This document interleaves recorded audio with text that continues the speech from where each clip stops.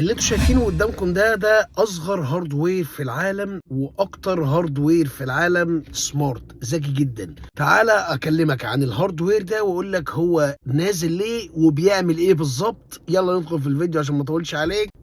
تعالى. الهاردوير اللي قدامك ده اسمه AI Pen. AI Pen ده من شركة تدعى باسم هيومين. هيومين دي اللي لما هقول لك المؤسسين بتوع الشركة دي مين انت هتنبسط قوي. الشركة دي المؤسسين بتاعها والموظفين اللي شغالين فيها دول كانوا موظفين شركة ابل، يعني كانوا مجموعة موظفين شغالين في شركة ابل ومن العباقرة بتوع شركة ابل، وانشقوا عن شركة ابل وفتحوا المشروع ده هو اللي انت شايفه قدامك كده.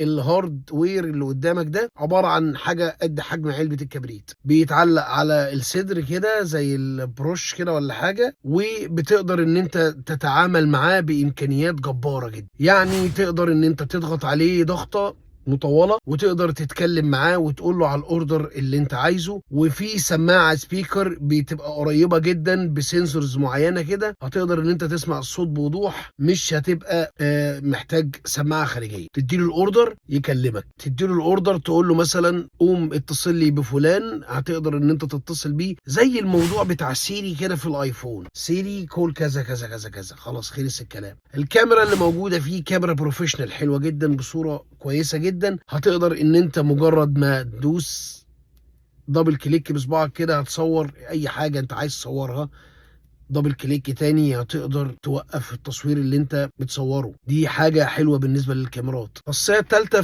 في الجهاز ده، وخاصية جميلة جدا، الا وهي تسمى بالليزر لينك. ليزر لينك هنا ان انت بتحط ايدك قدامك، السنسور الليزر اللي جنب الكاميرا في الجهاز ده بيقدر ان هو يجيب لك كل الداتا وكل البيانات اللي انت محتاج تشوفها على كف ايدك بس عن طريق الليزر الاخضر زي ما واضح قدامك كده. ممكن بقى في التحديثات الجديده في الاختراعات ده بقى بعد كده ايه، يعني تلاقي الالوان بقى تنزل لك والكلام ده. طيب انا بكلمك على الموضوع ده ليه؟ الجهاز ده نازل في المؤتمر بتاع برشلونه اللي لسه خلصان، اللي كنا بنتكلم عنه، الMWC 2024، ومن الاختراعات اللي نزلت في المؤتمر ده. وقد ايه الجهاز ده بالنسبه لناس كتير هيبقى تافه، انما قدام الجهاز ده مش هيبقى تافه. انا عايز اقول لك احنا وصلنا لفين ولسه رايحين لفين. فانا بالنسبه لي ده انا شايفه اختراع. هو ناقصه بس شويه اوبشن، ان العرض يبقى الالوان بدل الليزر الاخضر، يكون معاه سماعه صغيره تحط في الودن عشان ما حدش جنبي يسمع ايه الاوردرات اللي انا بعملها. حته الحركه بتاعه الفتح والقفل دي جميله جدا على فكره، كويسه مش وحشه والله ما شاء الله. الباده اللي على الصدر دي بتقدر تتحكم فيها بالصباع برضو، حلوه مش وحشه. انا واثق ان الموضوع ده لما يتعدل هيبقى جامد جدا.